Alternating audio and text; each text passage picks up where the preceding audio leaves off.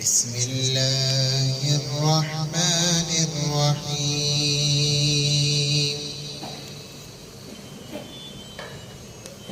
يا أيها الذين آمنوا استعينوا بالصبر والصلاة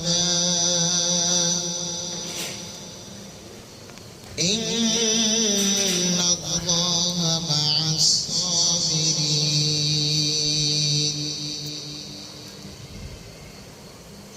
ولا تقولوا لمن يقتل في سبيل الله أموات بل أحياء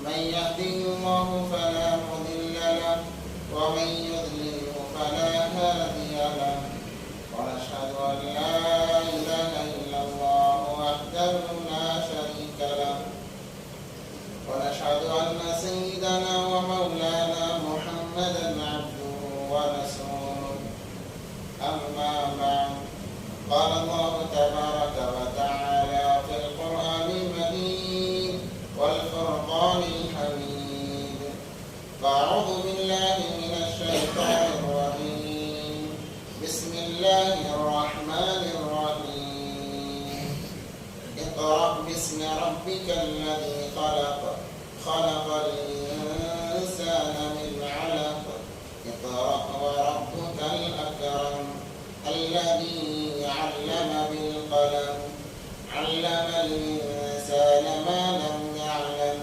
صدق الله العظيم. قال النبي صلى الله عليه وسلم لا يؤمن أحدكم حتى أكون أحب إليه من والده وولده والناس أجمعين. وقال النبي صلى الله عليه وسلم من دعا إلى ضلالة فكان عليه إثم مثل آثام من تبعهم لا ينقض ذلك من آثامهم شيئا أو كما قال عليه الصلاة والسلام. اللهم صل على سيدنا مولانا محمد في أول كلامنا. اللهم صل على سيدنا مولانا محمد في أوسط كلامنا. اللهم صل على سيدنا مولانا محمد في آخر كلامنا. اللهم لك الحمد كما أنت أهله فصل على محمد كما أنت أهله وافعل بنا ما أنت أهله فإنك أنت أهل التقوى وأهل المغفرة. اللهم صل على محمد كلما ذكره الذاكرون وصل على محمد كلما غفل عن ذكره الغافلون. رب اشرح لي صدري ويسر لي أمري واحلل عقدة من لساني يفقه قولي. اللهم صل على محمد وآله ألف ألف مرة. اللهم صل على محمد وآله ألف ألف مرة. اللهم صل على محمد وآله ألف ألف مرة. محترم ومعزز سامعین الکرام بزرگان عظیم، ایک مرتبہ دل کی گہرائیوں کے ساتھ آپ تمام حضرات کو درود پاک پڑھ لیں. اللهم صل على سيدنا محمد وعلى آل سيدنا محمد وبارك وسلم. معزز سامعین الکرام، جیسا کہ سیرت النبی پاک صلی اللہ علیہ وسلم کا ہمارا سلسلہ چل پڑا ہے، لگاتار 4 ہفتے اسی کے متعلق باتیں ہوئی، پھر درمیان میں اولیاء کرام کا تذکرہ آیا، اور یہ تمام دینی جزیات ہیں، تمام کا ہونا ضروری ہے اور تمام کے مجموعے کو دین کہا جاتا ہے. اللہ تبارک و تعالیٰ نے نبی پاک صلی اللہ علیہ وسلم پر آیت نازل فرمائی الیوم اکملت لکم دینکم واتممت علیکم نعمتی ورضیت لکم الاسلام دینا، کہ اب دین بالکل مکمل ہو چکا۔ حجۃ الوداع کے موقع پر اللہ تبارک و تعالیٰ نے فرمایا کہ اے میرے حبیب اب دین مکمل ہو چکا، نہ اس کے اندر زیادتی کی گنجائش ہے نہ کمی کی گنجائش ہے، اور جو بھی چیزیں بیان کی جاتی ہیں ان کا تعلق دین سے ہے۔ دین کیا ہے؟ اللہ کی رضامندی، اللہ کی چاہت کو دین کہا جاتا ہے۔ جو اللہ کی چاہت ہے وہ دین ہے، اور جو اللہ کی چاہت سے ہٹ کر وہ دین سے ہٹ کرے، یعنی وہ انسان منحرف ہے، وہ انسان کوئی اور مذہب کو اپنانے کے فراق میں لگا ہوا ہے کہ مجھے یہ دین محبوب نہیں ہے۔ الغرض ہمارا سلسلہ چلتے چلتے نبوت تک پہنچا تھا کہ نبی پاک صلی اللہ علیہ وسلم نے حضرت خدیجہ الکبریٰ رضی اللہ تعالیٰ عنہ سے نکاح کیا۔ 25 سال کی عمر آپ صلی اللہ علیہ وسلم کی تھی، اور ایک بیوہ سے نکاح ہو رہا ہے۔ یہ نکاح اس لیے ہو رہا ہے کہ چلو کوئی لڑکی نہیں مل رہی تھی، ایسی بات نہیں ہے، بلکہ نبی پاک صلی اللہ علیہ وسلم کا ہر عمل انسان کی تعلیم کے لیے ہے۔ دیکھو ائمہ 4 گزرے ہیں، امام اعظم ابو حنیفہ رحمۃ اللہ علیہ، امام شافعی رحمۃ اللہ علیہ، امام مالک رحمۃ اللہ علیہ، امام احمد بن حنبل رحمۃ اللہ علیہ، یہ 4 ائمہ ہیں۔ اب دین کی پیروی کے لیے، دین کو بتانے کے لیے ایک امام بھی کافی تھا، پھر 4 ائمہ کی کیوں ضرورت پیش آئی؟ اور 4 ائمہ کے طریقے، مقصد ایک ہے، طریقے الگ الگ ہیں۔ امام ابو حنیفہ کا طریقہ الگ، امام شافعی رحمۃ اللہ علیہ کا طریقہ الگ، امام مالک و احمد بن حنبل رحمہ اللہ کا طریقہ الگ۔ مقصد سب کا ایک ہے، اللہ کی رضامندی، سنت رسول اللہ صلی اللہ علیہ وسلم زندہ ہو جائے، مقصد ایک ہے، طریقے الگ الگ ہیں۔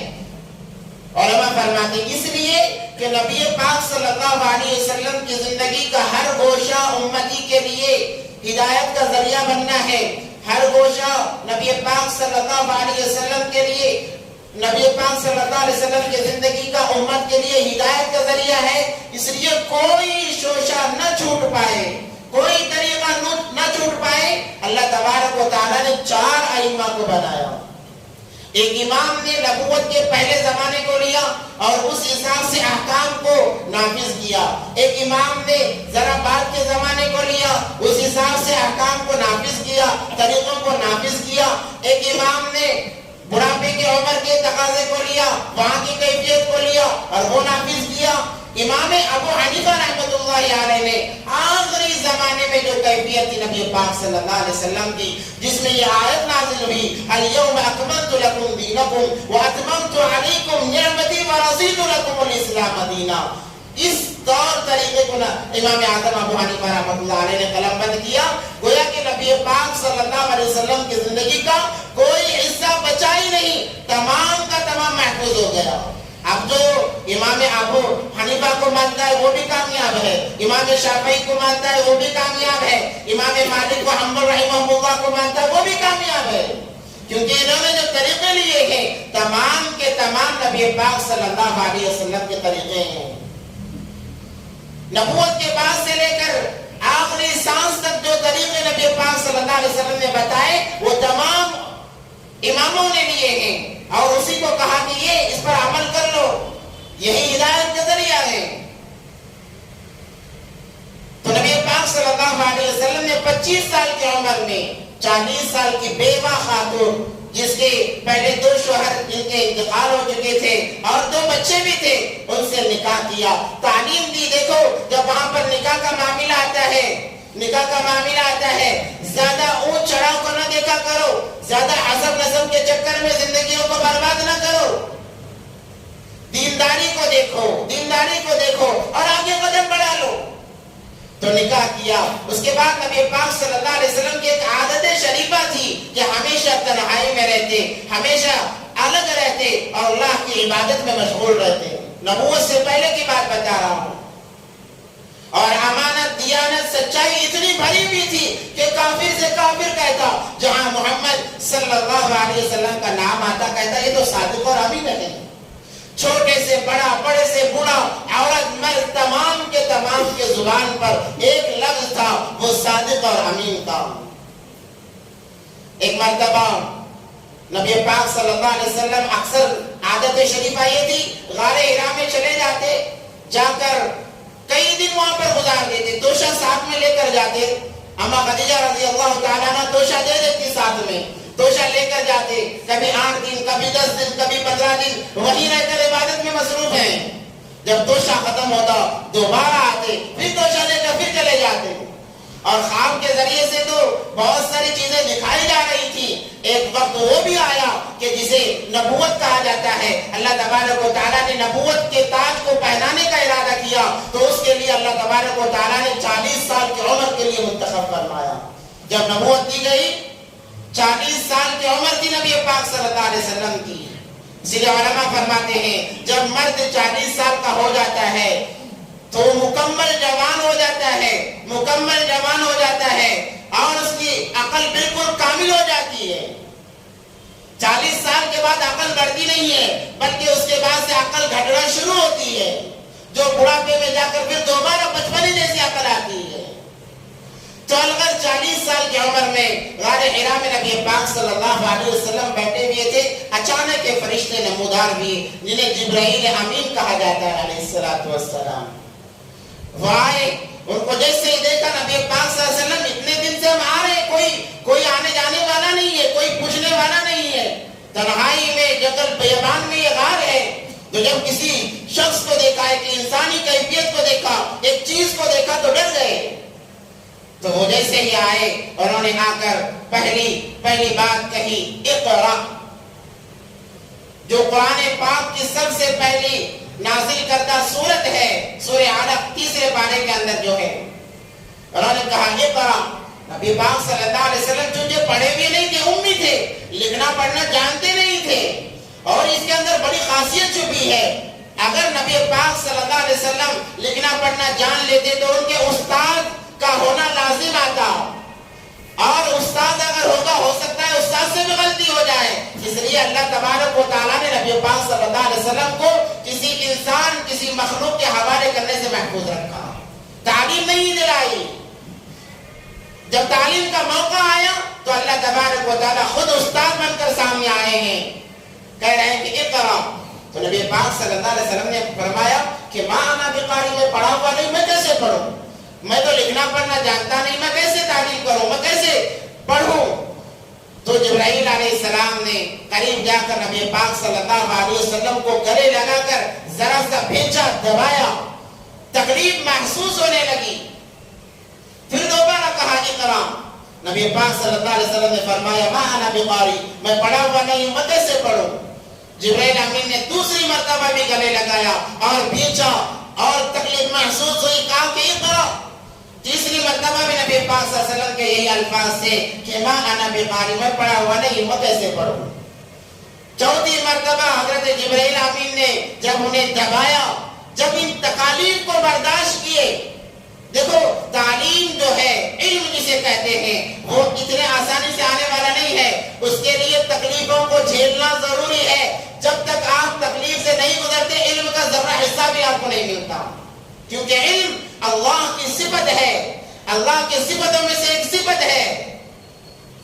اس علم کو اگر حاصل کرنا ہے مشقتیں جھیلنا پڑے گا۔ آج لوگوں کے دلوں سے مدارس کی وقار ختم ہو چکی ہے، مدارس میں پڑھنے والوں کی اہمیت، عظمت ختم ہو چکی ہے۔ کبھی جاؤ مدرسوں میں جا کر ان ننھے بچوں کو دیکھو جو اپنے کام خود کرتے ہیں، کیسی عاجزی ان کے اندر رہتی ہے۔ حالانکہ ان کے بھی ماں باپ ہوتے ہیں، ان کے بھی بھائی بہن ہوتے ہیں، تمام سے ہٹ کٹ کر، تمام دنیا سے لا تعلق ہو کر کوئی تعلق نہیں ہے۔ مدرسے میں آ گئے اب کوئی تعلق نہیں ہے۔ گھر میں جب تک تھے ماں کپڑے دھو رہی ہے، بہن کھلا رہی ہے، بھائی کھیل رہا ہے، رشتے دار محبت کر رہے ہیں، جیسے ہی مدرسے میں یہ تمام تعلقات ختم ہو گئے، اب کپڑے خود دھونا پڑ رہا ہے، صبح جلدی اٹھنا پڑ رہا ہے، اپنا ہر کام خود کرنا پڑ رہا ہے۔ جب یہ بچہ یہ تکالیف کو برداشت کرتا ہے تب جا کر اللہ اسے ایک حافظ قرآن بناتا ہے اور اسے دنیا کا سب سے معزز انسان بناتا ہے۔ اور اللہ فرماتے ہیں جو انسان کسی حافظ کو حقیر نظر سے دیکھتا ہے 7 نسلوں تک اللہ اس کے خاندان کو علم سے معلوم رکھتے ہیں۔ اگر کوئی انسان کسی عالم کو حقیر نظر سے دیکھتا ہے کمزور کمتر سمجھ کر دیکھتا ہے، ارے یہ کیا ہے؟ اللہ تبارک و تعالیٰ 7 نسلوں تک علم سے محروم رکھتے ہیں، یہ دنیا کا وبال ہے، آخرت کے اندر اللہ تبارک و تعالیٰ عذاب کے علاوہ کچھ نہیں دیں گے، کہ انہوں نے اتنی مشقتیں جھیلی ہیں، مشقتیں برداشت کی۔ اب یہاں پر بھی تو یہی بات کہی جا رہی ہے، اقرا کہا جا رہا ہے، نبی پاک کہتے ہیں صلی اللہ علیہ وسلم ما انا بقاری، میں پڑھا ہوا نہیں ہوں، اب دبایا جا رہا ہے، بھیجا جا رہا ہے۔ جب 3 مرتبہ یہ مرحلہ گزرا تب اس کے بعد میں جبرائیل امین نے کہا اقرا۔ اب کی بار نبی پاک صلی اللہ علیہ وسلم کہتے ہیں اے جبرائیل اب تیرا کہنا ختم ہو گیا، اب میں تجھ سے کہتا ہوں اقرا۔ اقرا کہتے ہیں تم پڑھ۔ اس سے پہلے جو انداز تھا یہ انداز تھا جبرائیل امین کا کہ میں کہتا ہوں تم پڑھو، آپ پڑھیے، میں کہتا ہوں آپ پڑھیے۔ جب 3 مرتبہ دبایا، بھیجا، اس کے بعد 4تھی مرتبہ جب نمبر آیا نبی پاک صلی اللہ علیہ وسلم نے فرمایا اے جبرائیل اب میں کہتا ہوں اقرا، اب تو پڑھ۔ جب نبی پاک صلی اللہ علیہ وسلم نے اقرا کہا، جبرائیل امین آتے پڑھتے چلے جاتے، آتے پڑھتے چلے جاتے۔ 23 سال تک صرف آنا تھا، پڑھنا چلے جانا تھا۔ تو 5 آیات سب سے پہلے نازل ہوئی، اقرا بسم ربک الذی خلق۔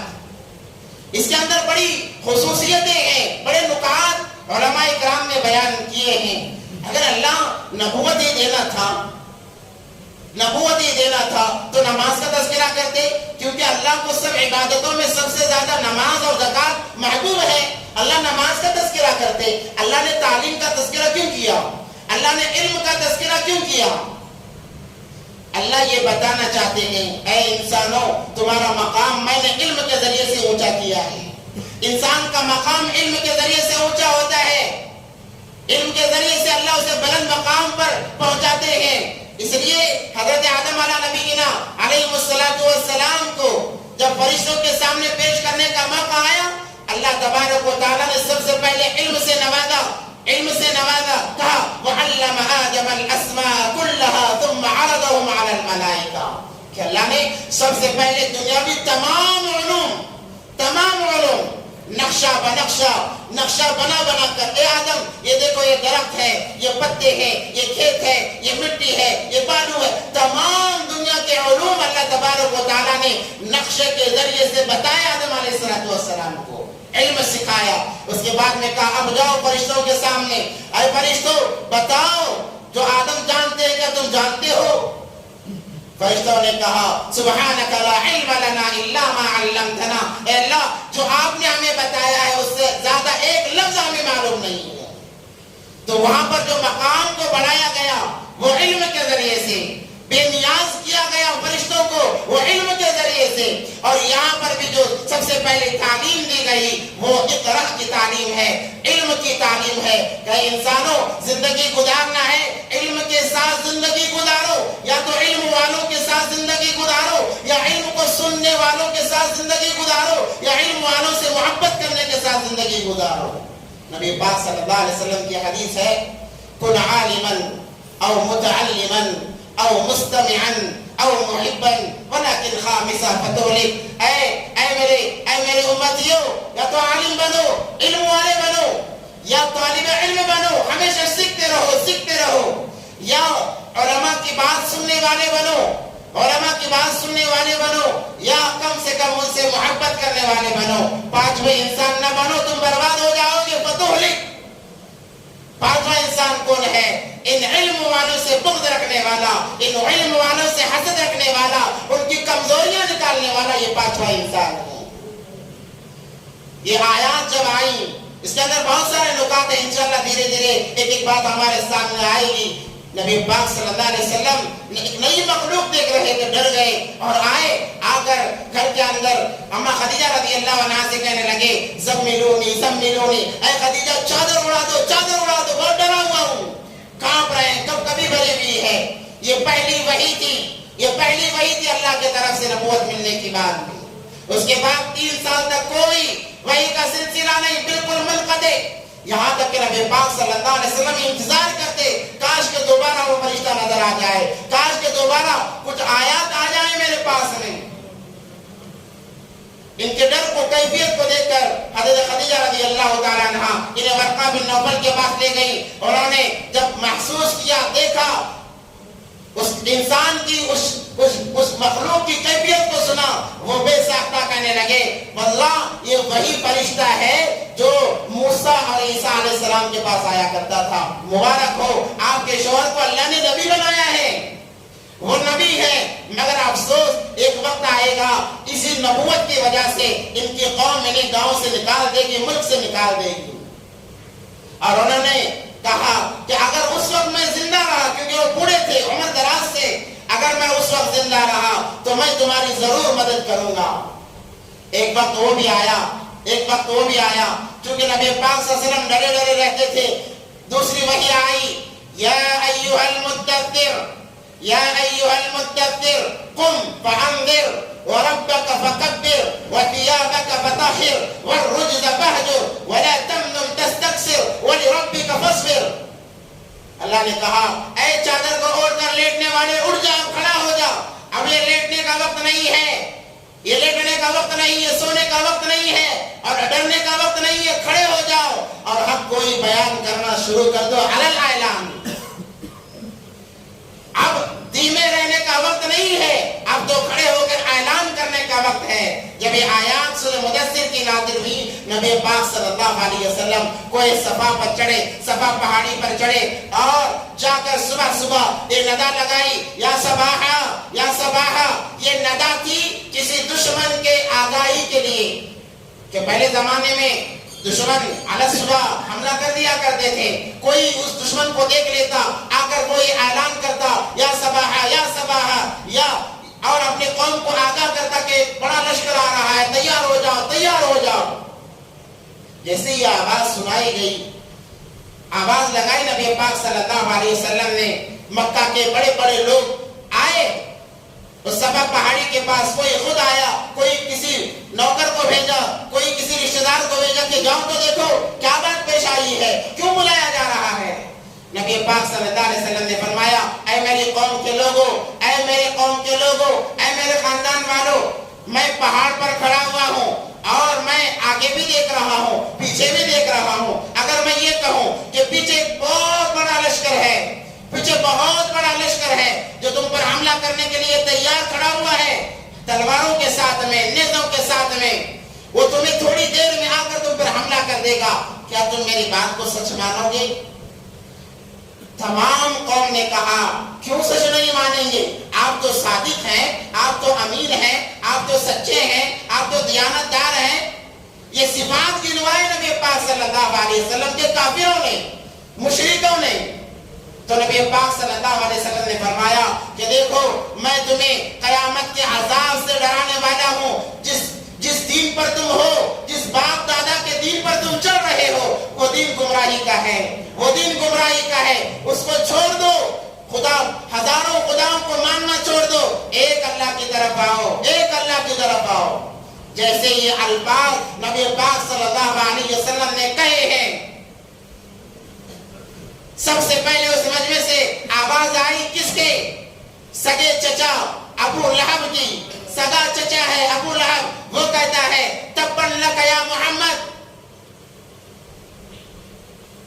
تبن لک یا محمد، اے محمد تیری بربادی ہو. کیا اس لیے تو نے ہمیں جمع کیا ہے کہ تو ہمیں اپنے باپ دادا کے دین سے دور کرے؟ تو ہمیں اپنے باپ دادا کے دین سے روکے رکھے، اس لیے جمع کیا ہے؟ تیرے لیے خرابی ہو، بربادی ہو. اور سب سے پہلے پتھر اٹھا کر مارنے والا چچا تھا. کیوں؟ حق کوئی سامنے آئی. انسان کے سامنے جب باپ دادا کے دین کا تذکرہ آتا ہے نا، ہر کوئی مکر جاتا ہے. جہاں تعریفیں کی جا رہی تھی، امین صادق اور امین کہا جا رہا تھا، اب کہا گیا کہ ایک اللہ کو مانو، تمام کے تمام مکر گئے. کہنے لگے اتنے سالوں سے، 600 سالوں سے ہم اپنے باپ دادا کے دین پر عمل کرتے آ رہے ہیں، اور تم کہہ رہے ہو کہ اس دین کو چھوڑ دو، اور ایک تم نیا دین لا کر کہہ رہے ہو اس میں کامیابی ہے. میں نے گزشتہ جمعے بھی کہا تھا، اگرچہ چند لوگوں کو یہ بات بری لگی تھی کہ بھائی ہمارے بارے میں ایسی باتیں کہی جا رہی ہیں، یہی بات مشرکین مکہ نے بھی کہی تھی کہ ہمارے باپ داداؤں کے دین کو برا کہا جا رہا ہے. ہمارے باپ 600 سال سے ہم اس دین پر عمل کرتے آ رہے ہیں. کیا وہ دین برا ہو گیا؟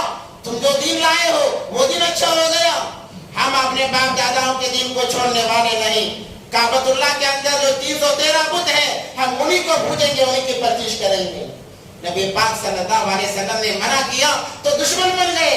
جو صادق اور امین کہنے والے تھے وہی گالیاں دینے والے بن گئے, وہی مارنے والے بن گئے, وہی ستانے والے بن گئے. یہاں تک کہ راستوں میں کانٹے بچھائے گئے. کیوں؟ باپ دادا کے دین کو برا کہا جا رہا ہے. اسی لیے جو شروع میں جو آیت میں نے پڑھی کہ اقرأ بسم ربک الذی خلق, پڑھو اپنے رب کے نام سے. رب کہتے ہیں تربیت کرنے والے کو, پالنے والے کو. ماں باپ کو اسی لیے حکم دیا جاتا ہے اپنے اولاد کی صحیح تربیت کرو, ورنہ یہ اولاد کل قیامت کے دن تمہاری گریبان پکڑے گی.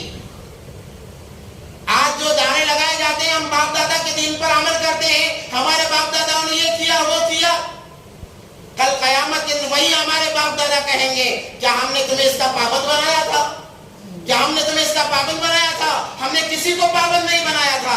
کہ اللہ یہ ہم پر جھوٹا الزام لگاتے ہیں. ہمارے باپ دادا ہی کہیں گے. یہاں تک کہ شیطان بھی کہے گا اے اللہ بہکانا میرا کام تھا, کیا تو نے ان کو عقل نہیں دی تھی؟ کیا تو نے ان کو عقل نہیں دی تھی؟ بہکانا میرا کام تھا, میں نے میرا کام کیا. اے اللہ میں عذاب کا مستحق ہوں, مگر یا اللہ تو نے انہیں عقل سلیم سے نوازا تھا, انہوں نے اپنے عقل کا استعمال کیوں نہیں کیا؟ یا اللہ ان کی وجہ سے مجھ پر عذاب نہ ڈال. شیطان یہ کہے گا, شیطان یہ کہے گا. اور احادیث میں آتا ہے ایک ماں باپ اپنے اعمال کی وجہ سے, اعمال خیر کی وجہ سے جنت کے مستحق بن جائیں گے. ان قریب وہ جنت میں جانے والے بنیں گے, ان کی اولادیں دوڑ کر آئیں گی اور آ کر ماں باپ کا گریبان پکڑیں گے, اللہ کی طرف متوجہ ہوں گی, کہیں گے اللہ یہ میرے ماں باپ ہیں, انہوں نے دنیا کے اندر دنیاوی اعتبار سے فکر کی. میں کام نہ جاتا مجھے مارتے, میں کام نہ کرتا مجھے ڈرایا جاتا, قانون کی خلاف ورزی کرتا مجھے ڈرایا جاتا, مجھے مارا جاتا, مگر اللہ دین کے معاملے میں کبھی نماز کے لیے انہوں نے مجھے نہیں مارا ہے, کبھی نماز کے لیے انہوں نے مجھے نہیں مارا ہے, کبھی نماز کے لیے مجھے گھر سے نہیں نکالا گیا ہے, کبھی دین کی خلاف ورزی کرتے ہوئے مجھے ڈانٹا نہیں گیا ہے. یا اللہ میں نے سمجھا وہ کوئی اہمیت والی چیز نہیں ہے. اگر یہ چاہتے میری پرورش صحیح کر سکتے تھے, تیرا تعارف کرا سکتے تھے, یا اللہ انہوں نے تیرا تعارف ہمیں نہیں کرایا ہے. آج اگر یہ جنت والے ہیں تو ہمیں بھی جنت میں داخل کرنا, اور اگر تو ہمیں جنت میں داخل نہیں کرنا چاہتا تو ہمارے ساتھ ان کو بھی ہمارے ساتھ جہنم میں داخل کرنا. یہ اولاد کہے گی, اولاد کہے گی. اس لیے کہا گیا ہے, میں نے تقریباً 2-3 ہفتے پہلے کہا تھا کہ چھوٹا ہمیشہ بڑے کے دین پر ہوتا ہے. بڑے کو صحیح ہونا چاہیے, اس کے اعمال صحیح ہونے چاہیے. اس لیے ہر بڑے پر یہ ضروری ہے کہ دین کے متعلق اپنے چھوٹوں کی فکر کرے. والدین پر ضروری ہے کہ اپنے بچوں کی صحیح تربیت کرے. آج تربیت کا کوئی نام و نشان نہیں ہے. آپ جو کر کے جاؤ گے, جیسے آج کہا جا رہا ہے ہمارے بڑوں نے کیا ہے, آج یہ اولاد بھی وہی کہے کہ ہمارے بڑوں نے کیا ہے, چاہے وہ غلط ہو, اور اس کا وبال قیامت تک ملتے رہے گا. چونکہ بچے دیکھو, اگر کسی ماں باپ نے بچوں کی صحیح پرورش کی, انہیں دیندار بنایا, ان کے ہر نیک عمل کا ثواب ماننے کے بعد بھی ماں باپ کو بغیر پوچھے ملتا رہے گا. انہوں نے نماز پڑھی, نماز کا ایک نماز کا ثواب والدین کو بھی ملے گا. انہوں نے روزہ رکھا, روزے کا ثواب والدین کو بھی ملے گا. جو اچھا کام اولاد کرتی ہے دنیا کے اندر, اس کا ثواب کا ایک حصہ والدین کو بھی قبر کے اندر ملتا رہتا ہے. کیوں؟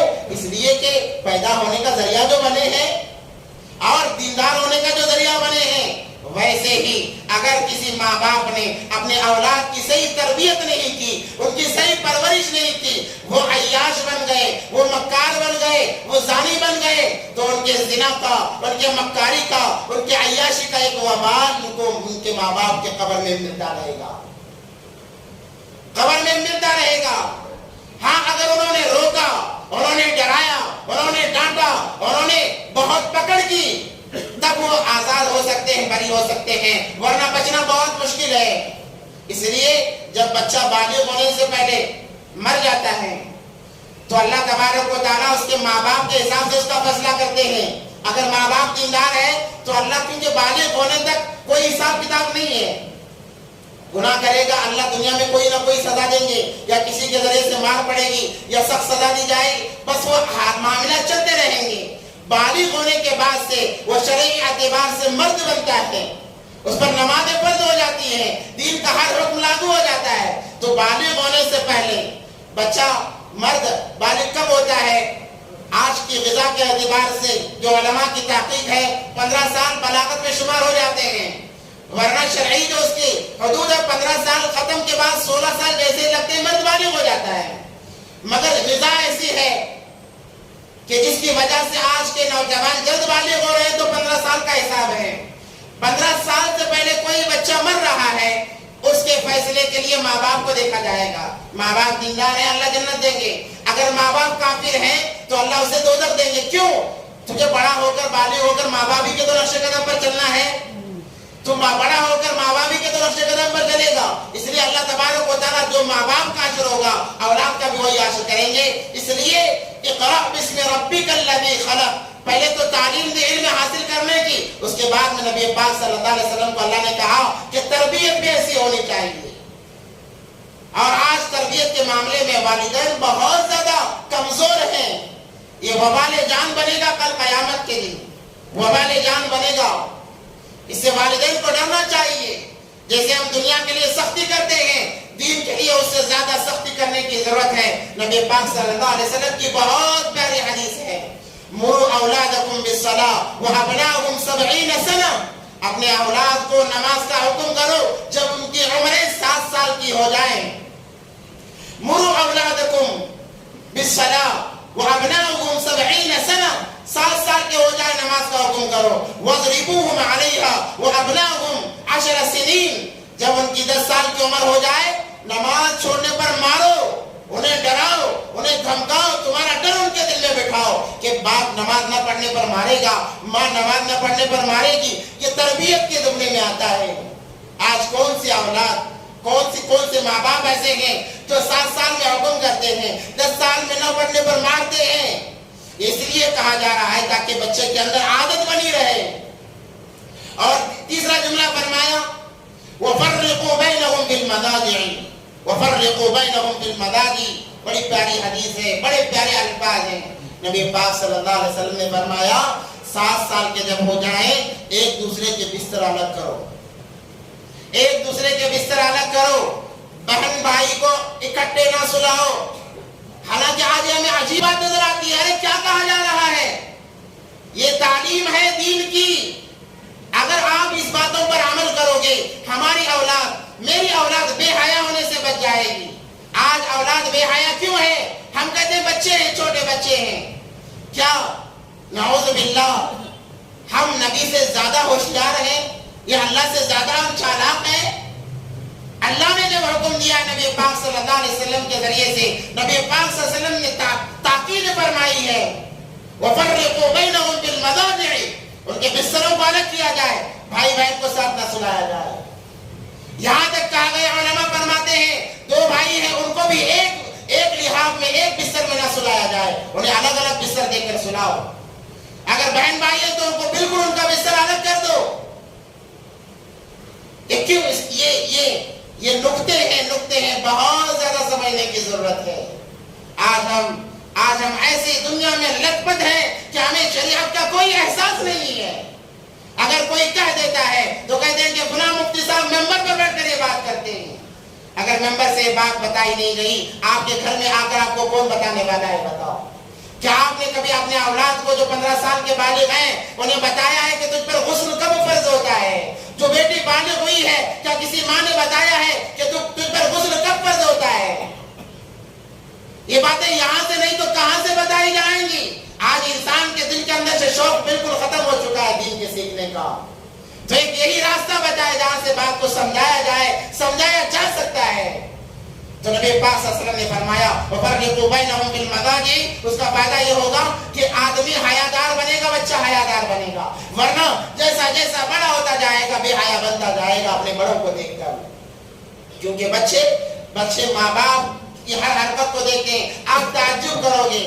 جب ماں کی کوکھ کے اندر بچہ ہوتا ہے 6 مہینے جب اس کے گزر جاتے ہیں وہ اپنے ماں کی ہر حرکت کو محسوس کرتا ہے. ماں سو رہی ہے تو کہتا ہے سوچتا ہے بچہ کہ ماں سوئی ہے اب مجھے بھی سونا چاہیے. جب ماں کھا رہی ہوتی ہے وہ انتظار میں ہوتا ہے کہ وہ غذا میرے اندر بھی آئے. اس کے ہر حرکات و سکنات کو بچہ محسوس کرتا ہے. اور جو بچہ محسوس کرتا ہے پیدا ہونے کے بعد وہ وہی کام کرے گا جو اس کی ماں نے اسے کوکھ میں لے کر کیا تھا. شیخ عبد القادر جیلانی رحمۃ اللہ کے بارے میں سنا آپ نے کہ جیسے ہی مسجد میں داخل کرایا گیا آڑے پارے کے حافظ بنے. کیسے پوچھا گیا کیسے؟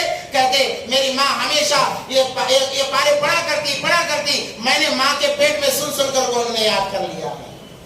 آج کی مائیں کیا کرتی ہیں؟ پیٹ میں بچہ ہے ٹی وی لگا کر ٹی وی چل رہا ہے گانے چل رہے ہیں مست مگن ہے. وہ اولاد جب بن کر دین کے غدار نہیں ماں باپ کے نافرمان نہیں تو کیا ولی بنے گی؟ آج ولایت کیوں ختم ہوتی جا رہی ہے؟ اسی وجہ سے کہ ماں باپ کی تربیت صحیح نہیں ہو رہی ہے. ماں باپ بچوں کی تربیت صحیح نہیں کر رہے ہیں. اور دوسری بات میں آپ کو بتا دوں, ایک تو ماں کی کوکھ کے اندر بچہ محسوس کرتا ہے میری ماں کیا کر رہی ہے, اس کی کیا کیفیت ہے. اور جب بچہ پیدا ہو جاتا ہے جب تک اسے زبان نہیں آتی, جب تک وہ بولنا شروع نہیں کرتا, اپنے آنکھوں سے جو دیکھتا ہے وہ اپنے آپ پر قدرت پانے کے بعد وہ وہی کرے گا.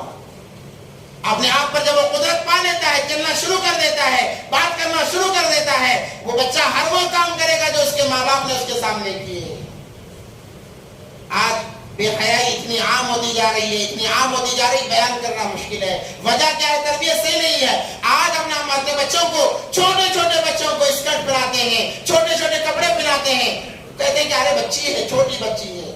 آج یہ بچی ہے, کل جوان بھی ہونے والی ہے, کل یہ جوان ہوگی. آپ نے روز اول سے چھوٹے کپڑوں کی محبت آپ کے بچوں کے دل میں ڈال دی ہے. بڑی ہو کر وہی کپڑے اسے محبوب ہوں گے, شرعی لباس اسے پسند نہیں آئے گا. آپ دیکھو, آپ آزما کر دیکھیں, آپ پیدائش سے نقاب اور حجاب کی پابند کرائیں بچوں کو, ٹوپی کا پابند کرائیں. بچہ بڑا ہو کر ٹوپی کے بغیر گھر سے باہر نہیں نکلے گا, بچی بڑی ہو کر حجاب کے بغیر گھر سے باہر نہیں نکلے گی. تربیت کا اثر پڑتا ہے. اس لیے اللہ تبارک و تعالیٰ نے کہا یا ایھا المدثر قم فانذر وربک فکبر وثیابک فطہر. تیسری آیت سے تمام آیات یہ تربیت کے متعلق ہیں, تربیت کے متعلق ہیں کہ اپنے بچوں کی صحیح تربیت کی جائے, انہیں اور خصوصی اعتبار سے دین کی طرف انہیں زیادہ سے زیادہ متوجہ کیا جائے. آج بہت حالات خراب ہیں, دین سے دور انسان اتنا ہوتا جا رہا ہے کہ کوئی پرواہ نہیں ہے. الغرض جب نبی پاک صلی اللہ علیہ وسلم نے کہا کہ میں ایک ایسے لشکر کو جاننے والا ہوں جو اللہ کا لشکر ہے, اور تم جس دین پر عمل کر رہے ہو اسی پر عمل کرتے رہو گے, اللہ کا عذاب تم پر آئے گا, اللہ کا لشکر آئے گا, تم کو ختم و برباد کر دے گا. تو سب سے پہلے پتھر مارنے والا سگا چچا تھا جسے ابو لہب کہا جاتا ہے.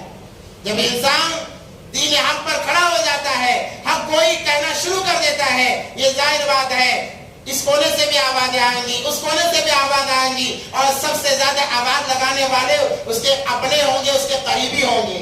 وہ آواز لگائیں گے, وہ مخالفت کریں گے. یہ روز اول سے رہا ہے. اللہ تبارک و تعالیٰ نے ویسے لوگوں کے لیے کہا اے نبی جی گھبرائیے نہیں, آپ کا کام دعوت پہنچا دینا ہے, آپ کا کام بتا دینا ہے. جو مانے وہ مان لے گا, جو نہ مانے اس کے لیے بربادی ہے. اللہ نے ابو لہب کے لیے کیا کیا؟ اللہ نے آیتیں اتاری, تبت یدا ابی لہب وتب. اے نبی جو کہہ رہا تھا نا تبت لک یا محمد, آپ گھبرائیے نہیں, بربادی اس کے لیے ہے, لعنت اس کے لیے ہے, اس کے ہاتھ ٹوٹ جائیں, وہ برباد ہو جائے. اور اس نے کہا تھا میں تو بڑا مالدار ہوں, میں تمہارے خدا کی نافرمانی کر رہا ہوں, اللہ نے میرا مال نہیں چھینا, اللہ نے میرا حسن نہیں چھینا. بڑا خوبصورت تھا, اللہ نے میرا حسن نہیں چھینا ہے, کیا کر لیا تمہارے خدا نے؟ یہ للکارتا تھا. تو اللہ نے کہا تبت یدا ابی لہب وتب ما اغنى عنہ مالہ وما کسب, کہ اس کا مال, اس کا عہدہ اور اس کی خوبصورتی اسے بچا نہیں سکے گی. اللہ تبارک و تعالیٰ نے جب اسے پکڑنے کا موقع آیا ایسا پکڑا کہ ایک ایسی بیماری سے دی کہ بچے الگ ہو گئے, بچے الگ ہو گئے. وہ کہتا تھا میں اگر اللہ مجھے پکڑ لے گا اپنا مال دے کر بچ جاؤں گا, میرے بچے ہیں, میرے بچوں کے ذریعے سے میں بچ جاؤں گا. اللہ نے بیماری دی فوراً, اور بیماری ایسی دی کہ کوئی علاج اس کا نہیں مل سکا, کوئی علاج کرنے کے لیے تیار نہیں ہوا، یہاں تک کہ بچے الگ ہو گئے، خاندان والے الگ ہو گئے، ایک کوٹڑی میں اس کو ڈال دیا گیا، بھوکا مرتا سڑتا رہا۔ جب جنگ بدر کا معاملہ پیش آ گیا، جنگ بدر کے 7 روز بعد وہ مرا ہے، اور جب مر گیا اسے کوئی اٹھانے والا نہیں تھا۔ ما اغنى عنه ماله وما كسب سيصلى نارا ذات لهب۔ یہ تو رہا دنیا کا معاملہ، دنیا میں ذلت کی موت مر رہا ہے، اور مرنے کے بعد سيصلى نارا ذات لهب، ان قریب سے جلتی ہوئی آگ میں ڈال دیا جائے گا۔ اور وہ اکیلا نہیں، وامرأته، جب جہاں جہاں ابو لہب جاتا اور اپنے بھتیجے کی برائی کرتا، نبی پاک صلی اللہ علیہ وسلم کی کہتا کہ وہ مجنون ہے نعوذ باللہ، وہ جادوگر ہے نعوذ باللہ۔ اس کی بیوی نے بھی کچھ کام نہیں کیا ہے۔ نبی پاک صلی اللہ علیہ وسلم جہاں سے گزرتے، جنگل جاتی، کانٹے دار درخت توڑ کر لاتے اور بچھا دیتی راستے میں۔ جب رات سے نبی پاک صلی اللہ علیہ وسلم گزرتے، نبی پاک صلی اللہ علیہ وسلم کے پاؤں مبارک کے اندر وہ کانٹے چبھ جاتے، تو اللہ نے کہا وَامْرَأَتُهُ، اکیلا جہنم میں نہیں جائے گا، اس کی بیوی وَامْرَأَتُهُ حَمَّالَةَ الْحَطَبِ فِي جِيدِهَا حَبْلٌ مِّن مَّسَدٍ، وہ ہمیشہ اپنے گلے میں ایک رسی ڈال کر رکھتی تھی جو لکڑیاں لانے کے لیے کام آتی تھی۔ اللہ تبارک و تعالیٰ نے اس کے ساتھ میں بھی ایسا کیا، ایک مرتبہ جا رہی تھی، گر گئی گلے کے اندر، رسی اٹک گئی اور وہیں پر وہ مر گئی۔ اللہ نے کہا دنیا میں بھی اس کے گلے میں رسی ڈال کر میں نے مارا ہے، کل قیامت کے دن اسی رسی سے اسے جہنم میں لٹکا دیا جائے گا۔ آپ حق بات کرتے رہیے، اور آپ کے حق بات کو جو انکار کرے گا، آپ کا مذاق اڑائے گا، ان کا انجام یہی تو ہوگا۔ اس لیے میرے بھائیوں، کفار مکہ جو ہلاک و برباد ہوئے ہیں، حق بات کا انکار کرنے کی وجہ سے یہ ضد تھی کہ ہم اپنے باپ دادا کے دین کو نہیں چھوڑیں گے، وہ ہلاک و برباد ہو گئے۔ اور جنہوں نے مان لیا، اللہ تبارک و تعالیٰ نے کہا سابقون الاولون، کہا کہ یہ سب سے اول ایمان لانے والے ہیں۔ اس کے اندر سب سے پہلے ان کی بیوی نبی پاک صلی اللہ علیہ وسلم کی بیوی حضرت خدیجہ الکبریٰ رضی اللہ تعالیٰ عنہا ہے۔ اور غلاموں میں بھی ایک انسان ایمان لائے، بچوں میں ایمان لائے، بڑوں میں ایمان لائے۔ وہ کون حضرات تھے اور انہوں نے ایمان لانے کے لیے کیا کیا، ایمان لاتے ہی ان پر کیا حالات ہے، انشاءاللہ اگر موقع رہا اگلے جمعہ بیان کیا جائے گا۔ اللہ سے دعا ہے کہ اللہ ہم تمام کو حق گوئی عطا فرمائے اور حق پر ثابت قدم رکھ کے زندگی گزارنے کی توفیق عطا فرمائے۔ وآخر دعوانا الحمد